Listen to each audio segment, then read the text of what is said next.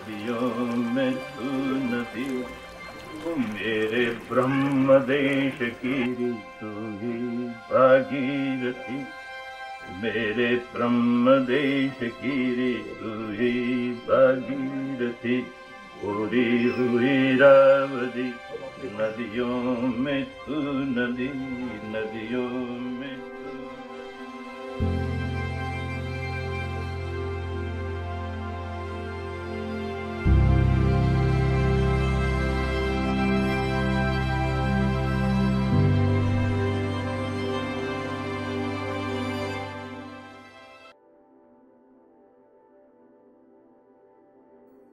सुख और संतोष में माता पिता का, बड़ों का, परिवार के अन्य सदस्यों का बहुत बड़ा हाथ रहा, लेकिन एक बहुत बड़ा हाथ धर्म संगिनी का रहा। अब साधना की गहराइयों में जाते हुए सारे भव चक्र के इस प्रपंच को समझते हुए ये बात बड़ी स्पष्ट समझ में आती है, हमारा संबंध कोई आकस्मिक घटना नहीं, कोई अनेक जन्मों का साथ है, सारे परिवार के साथ साथ है।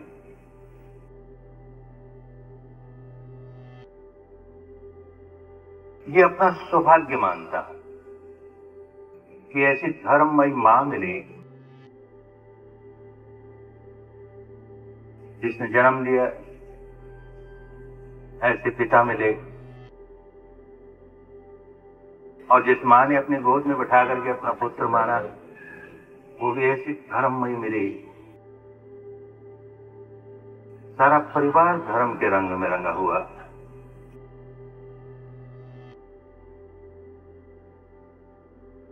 एक कहावत है, धीरज धर्म मित्र और नारी, आपद काल पर किए जारी। इसका हाथ पकड़ते ही 7वें दिन विपत्ति आ गई, ब्रह्मदेश छोड़ना पड़ा। विवाह के 8वें दिन ब्रह्मदेश छोड़ करके पैदल रास्ते से बाहर आता है। परिवार ने वहां जो कुछ खोया तो खोया, इस बेचारे ने भी सब कुछ खोया। एक शब्द मुंह से नहीं निकला। आशंका थी इस बात की कि न जाने कितनी रोना पीटना तरह चित्कार होगी। अरे कभी एक शब्द मैंने इसके माध्यम पर कोई शिकन नहीं दी। बड़ी आसान बात होती, घर में कलह हो सकती थी, जरा भी नहीं। उतार चढ़ाव जीवन में न जाने कितने आए, सही धर्म संगिनी की तरह कंधे से कंधे मिलाकर साथ रही। धर्म की मुक्ति दायिनी गंगा मिली, सहर्ष साथ हो गई। अरे पुराने विचारों में जन्मी हुई महिला, हमारी अपनी विचारधारा इस प्रकार की, हम इस देवी को माने, इस देवता को माने, इसकी मनोती उसकी मनोती। कुछ तो विद्रोह होता है, कुछ तो घर में झगड़े होते, कैसे तुम्हारा साथ दें? कभी ऐसा अवसर नहीं आया। तो साथ एक जीवन का नहीं, न जाने कितने जन्मों का रहा होगा। हम रमते जोगी निकल पड़ते हैं तो महीनों बाहर फिरते हैं, छाया की तरह साथ रहती है। कभी इस बात का आग्रह नहीं किया कि मैं तो घर में रहूं। धर्म संगिनी है।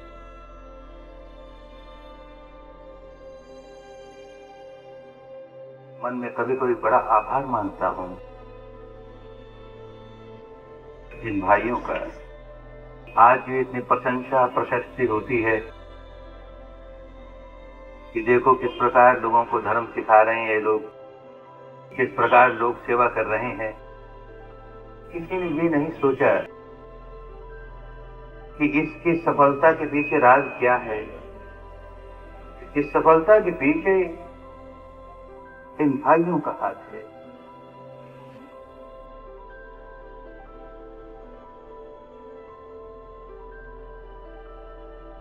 पुण्यशाली परिवार। छोटी मोटी बातों को लेकर मत देख,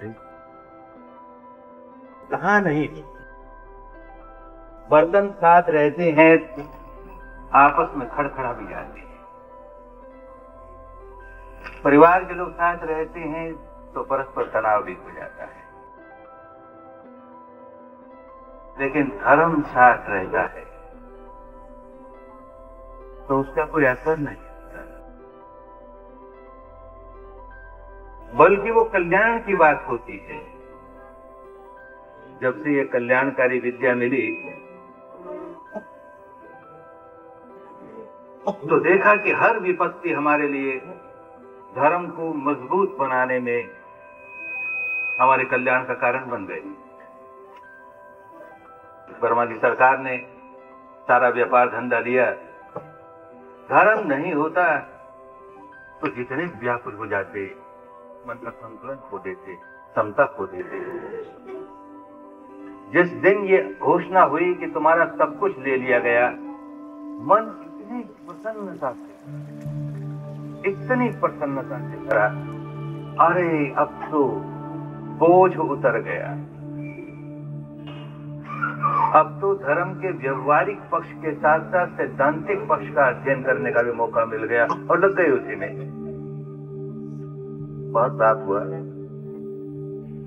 किसी प्रकार साथ रहते हुए जहां कहीं कोई तनाव आया तो मन के एक हिस्से में ये बात उठी, अरे समता सीखने का अवसर आया ना।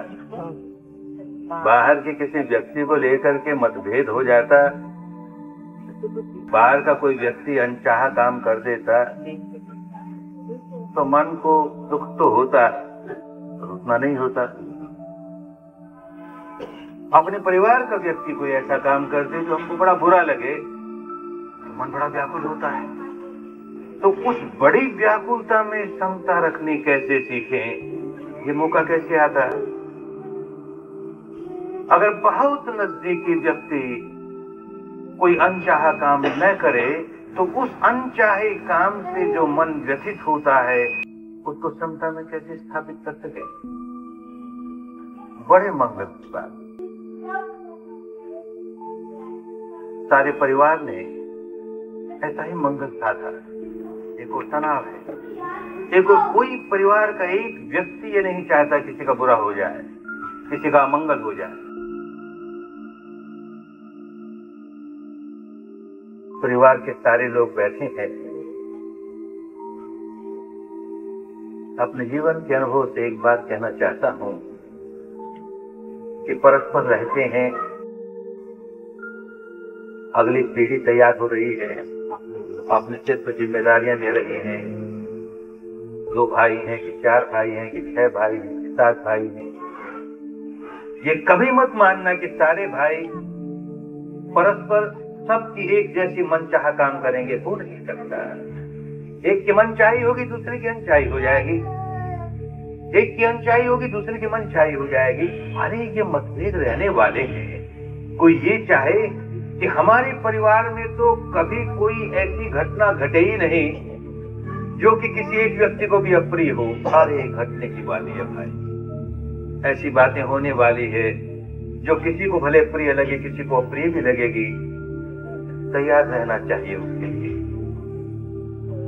जिस व्यक्ति ने ऐसा कोई काम किया जिससे अन्य लोगों का मन दुखा, तो एक और तो उसे होश आए कि भाई कितनी ही सही बात क्यों न हो, मेरे इस काम से देखो कितनों का मन दुखा, तो झट भीतर ही भीतर मैत्री का अभ्यास करे। तेरा मंगल हो, तेरा कल्याण हो, परिवार के सारे लोगों का कल्याण हो। अरे मेरी वजह से कोई दुखी न हो जाए, मेरी वजह से कोई व्याकुल न हो जाए, ऐसे भाव मन में लाना शुरू करे। एकदम पक जाएगा, ऐसा नहीं हुआ करता है। हो सकता है कि परिवार वालों के प्रति दुर्भावना जाग गई, चलने लगी। 5 मिनट चली, 10 मिनट चली, 20 मिनट चली, घंटे चली, 1 दिन चली, 10 दिन चली, अब तो होश आया। अच्छा, आपके 10 दिन के बाद होश आया। अगली बार ऐसी घटना होगी तो 10 दिन नहीं 5 दिन में होश आना ही होगा। तैयार रहे इस बात के लिए। 5 दिन में, 2 दिन में, 1 दिन में, अरे 2 घंटे में, 1 घंटे में होश आ गया मैं दुर्भावना पैदा करूं? हानि मेरी होगी ना।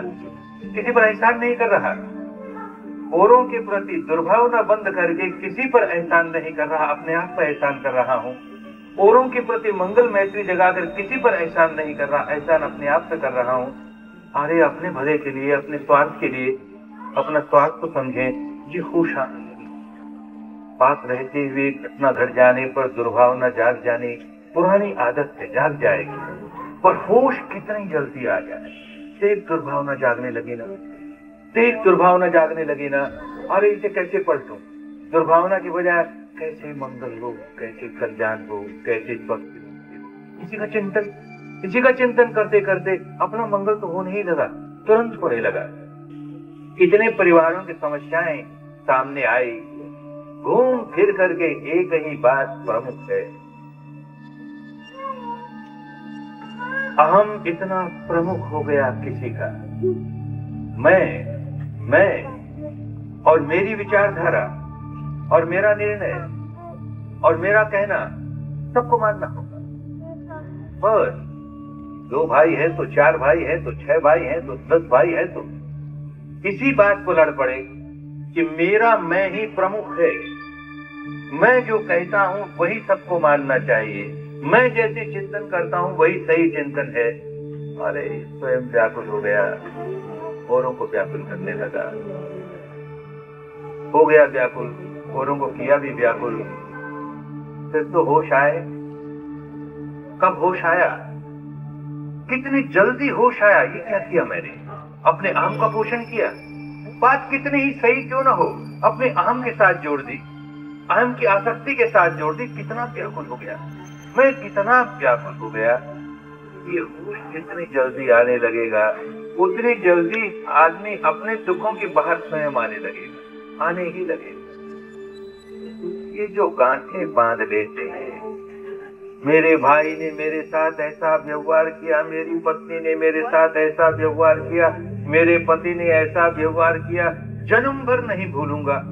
अरे जन्म भर नहीं भूलेगा तो जन्म भर दुखी रहेगा, करेगा क्या? किस पर एहसान करेगा? 7 जन्म नहीं भूलूंगा, 7 जन्म जलेगा नरक में, और क्या करेगा? क्या नहीं भूल रहा है, किसको याद करता है? भाई ने ऐसा किया, उस भाई ने ऐसा किया, उस भाई ने मेरा अपमान किया, उस भाई ने मेरा सब कुछ लूट लिया, हाय रे मेरा सब कुछ लूट लिया, रे मुझे मार दिया, रे मेरा ये कर दिया, रे वो कर दिया, रे वो तो हो गया ना, घटना घट गई ना, इतिहास हो गया। वो तो उसको पिछले जन्म की बात मान ले, पिछले जन्म की कोई बात कोई हमको कह दे कि तुम्हारे पिछले जन्म में अमुक व्यक्ति तुम्हारा भाई था, उसने तुम्हारा सारा धन लूट लिया, उसने तुम्हें गाली दी, उसने तुम्हारा अपमान किया, उसने तुम्हारा ये किया वो किया, तो गुस्सा नहीं आता था? अच्छा ऐसा हुआ था क्या? पिछले जन्म में ऐसा हुआ था क्या? नहीं तो होता ना। बस पिछला जन्म मान, बीत गई बात, घटना घट गई तो घट गई। जिस किसी व्यक्ति से हमारा परस्पर मतभेद हो गया, झगड़ा हो गया, बार बार मन में उसकी उस घटना को लेकर के द्वेष भाव जागता है, बहुत सरल है। उस व्यक्ति की बात याद करो। अरे इतने वर्षों से इस व्यक्ति के साथ मेरा संपर्क रहा, तो सारे जीवन भर तो अनचाहा काम नहीं किया ना उसने, कितना मनचाहा काम भी तो किया। क्या क्या किया? अब उसको याद करें। देखो बचपन से उसने हमारे साथ इतना प्यार किया, इतना स्नेह दिया, इतना वात्सल्य भाव रखा। अरे उसने हमारे लिए ये किया, उसने याद करो, याद ही करना है तो उनको याद करो। तो ये जो द्वेष की बातें, दुर्भावना की बातें, मन को व्याकुल करने की बातें, वो कमजोर होती चली जाएंगी और उसकी जगह सद्भावना की बातें प्रमुख होती चली जाएंगी। अरे एक भूल कर दी, क्या हुआ? कर दी, जीत गई। उसने अच्छाई कितनी, देखो हमारे साथ कितना कितना अच्छा काम किया। सुख शांति आएगी। अपने अनुभव से कहता हूँ, अनेकों जिनको ये बात समझ में आ गई, देखते हैं कि उनके घरों में द्वेष, दुर्भावना, तनाव अपने आप कम होने लगा। छोटा सा गुण है जीवन, सुखी जीवन जीने का, कि किसी भाई से विरोध हो गया, उस विरोध की घटना को याद मत करो, उस भाई की जो प्यार की बातें हैं उन्हें याद करो। अरे मेरा छोटा भाई, मेरा बड़ा भाई, अथवा और मेरा ये संबंधी, मेरा पति या मेरी पत्नी या मेरा अमुक या मेरा अमुक, इससे ये एक बात, वो भी कौन जाने, हमारी नजरों में बुरी हुई, उसकी नजरों में तो नहीं बुरी हुई ना। हम कौन उसका न्याय करने वाले आया, बुरी ही हुई। और कितनी अच्छी बात उसमें देखो, और कितनी अच्छी बातें, जीवन बड़ा सुखी हो जाता है।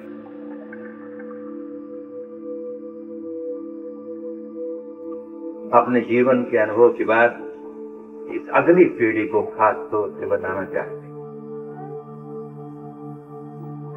हमारे जीवन में ये जो कल्याणकारी विद्या प्राप्त हुई, इस देश के एक महापुरुष ने कहा कि तुम स्वार्थी बनो। आज की दुनियादारी की भाषा में लगता है कोई कहता है हमको स्वार्थी बनो, बेहतरी बात नहीं। सचमुच स्वार्थी समझ में आ गई, स्वार्थी बनो, पर ये तो समझो कि मेरा स्वार्थ किस बात में है, यही नहीं समझ में आया तो स्वार्थ के नाम पर और अपना बुरा किए जा रहा है। बाहर बाहर से समझता है अपना स्वार्थ पूरा किए जा रहा हूँ, स्वार्थ पूरा किए जा रहा हूँ। अरे कहाँ स्वार्थ पूरा किए जा रहा है? तेरे भीतर चित्त की अवस्था क्या है? और जो तेरे भीतर चित्त में जहर ही जहर का बीज बोए जा रहा है, तेरा स्वार्थ तो बिगड़ रहा है ना। इस वक्त जहर का बीज बोता है तो इस वक्त व्याकुल होता है, उसका फल आएगा सब व्याकुल होगा। और ये जो जहर का बीज बोने की आदत तेरी बढ़ती जा रही है, बढ़ती जा रही है। जब देखो तब जहर का ही बीज बोएगा, मीठा बीज बोएगा ही नहीं, खारा ही बीज बोएगा। अरे तो तू अपने आप को दुखी बनाए जा रहा है ना, तो अपने आप की हानि किए जा रहा है ना, अपने स्वार्थ की हत्या किए जा रहा है ना। ये बात समझ में आई महापुरुष की तो लॉ ऑफ नेचर समझ में आ गया। हम जैसा बीज बोएंगे वैसा फल आएगा। और ये तुरंत मालूम होगा, भीतर देखना शुरू कर देंगे। बीज कैसा बो रहे हैं, द्वेष का बीज बो रहे हैं ना, व्याकुलता का बीज बो रहे हैं ना, और सद्भावना का बो रहे हैं, प्यार का बो रहे हैं, अरे खुशियों का बीज बो रहे हैं ना। भीतर देखना आ जाए खूब समझ में आएगा। ये कल्याणकारी विद्या नहीं मिली तो सोचते हैं कैसा जीवन होता। आज इस भाई से लड़े, कल उस भाई से लड़े, कल उस भाई के लड़कों से लड़े, फिर उस भाई के लड़कों से लड़े, और यही नहीं परस्पर लड़े। अरे ये मूर्ख गंवार कुछ पढ़ी नहीं, हमारे पीछे लग गई। और हम देखो हमारा क्या कहना, हम तो इतने पढ़े लिखे, इतने विद्वान और इतने भाषण देने वाले और इतनी कविता करने वाले, ये क्या गंवार पीछे लग गई। क्या जीवन होता है। मन प्रसन्नता से भर गया, धर्म मिल गया ना, अंतर्मुखी होके अपने आप को देखना आ गया ना, हम अपना स्वार्थ कैसे साध लें ये करना आ गया ना।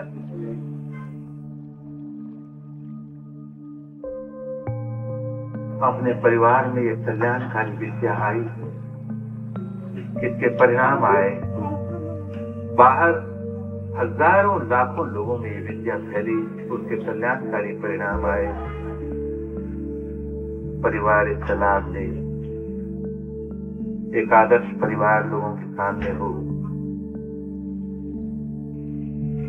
एक आदर्श गृहस्थ न जाने कितने गृहस्थों को अपनी ओर खींच लेता है। एक दुखी गृहस्थ लोगों को अपनी ओर कभी नहीं खींचेगा। दुख भले बांटे तो कैसे सुखी गृहस्थ बने, किस प्रकार हम ऐसा अवसर आने ही नहीं दें जिससे कि हमारी वजह से कोई अन्य व्यक्ति व्याकुल हो जाए। कोई अन्य व्यक्ति व्याकुल हुआ तो अवश्य हमारे भीतर कहीं न कहीं खोट थी। वैसा काम करते हुए हमने अपने मन में कोई न कोई दुर्भाव जगाया तो कोई व्यक्ति व्याकुल हुआ, कैसे किसे सुधारे। तो भाई ये जो गांठ बांधने वाली बातें हैं, मुझे मारा, मेरा अपमान किया, मेरा ये छीन लिया, मेरा अमुक कर लिया, बहुत हो गया, बहुत से भूल, बहुत हो गया। वो हमें भी व्याकुल बनाए, औरों को भी व्याकुल बनाए, ऐसे काम से बचे। बीत गई बात, वो पिछले जन्म की बात थी, हमारा नया जन्म हो गया। हर क्षण नया जन्म होता है, हर क्षण नया जन्म होता है।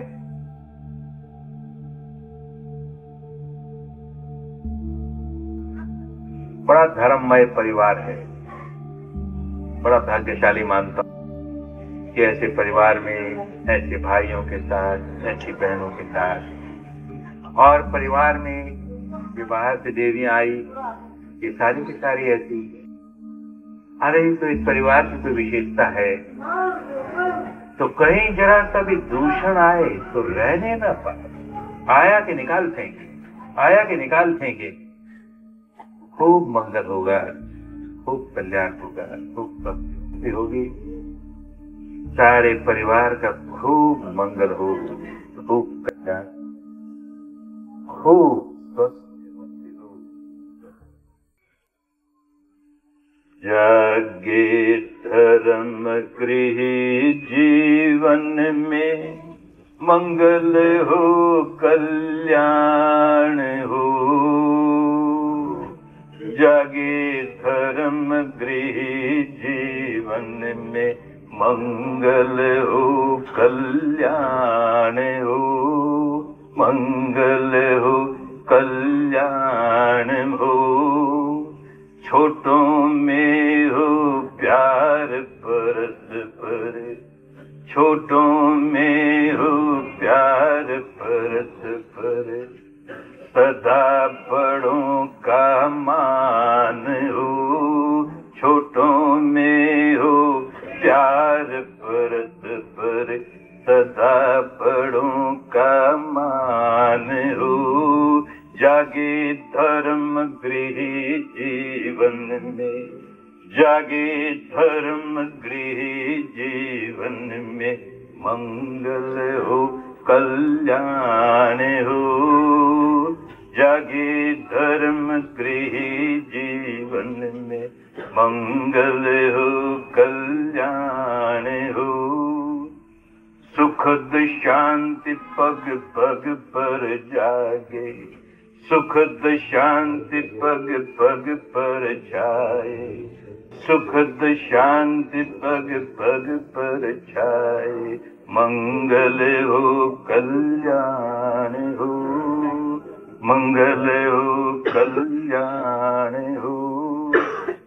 जागे धर्म गृह जीवन में, मंगल हो कल्याण हो।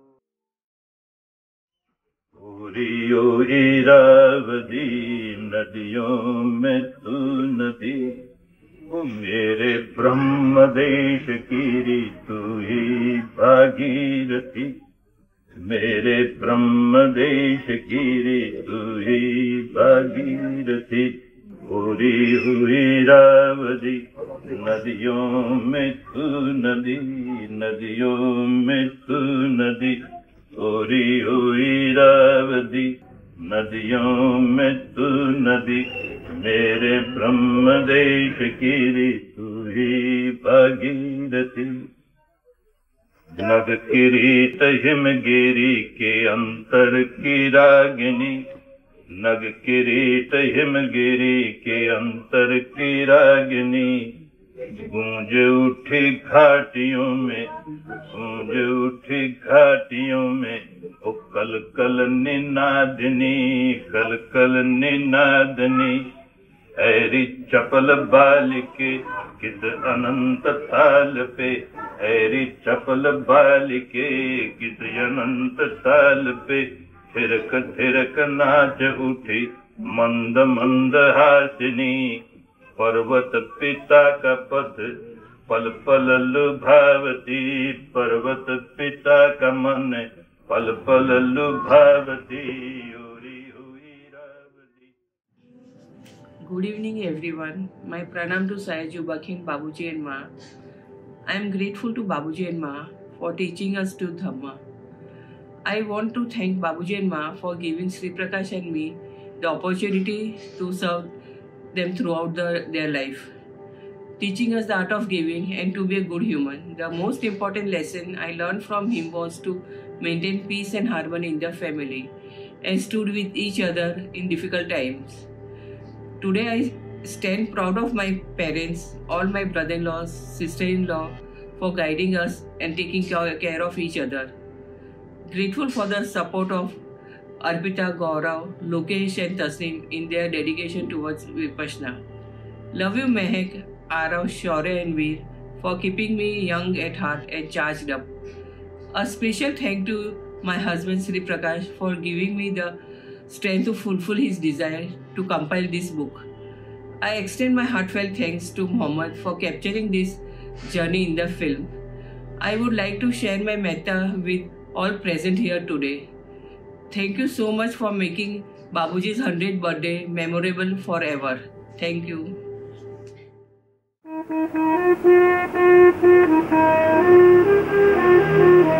बाजे बाजे री बधाई आज मोरे अंगना सदा प्रकाशित रहेगी जग में दादाजी की अमृतवाणी सदा प्रकाशित रहेगी जग में दादाजी की अमृतवाणी जिसको सुनकर मानव जीवन सफल करेंगे प्राणी जिसको सुनकर मानव जीवन सफल करेंगे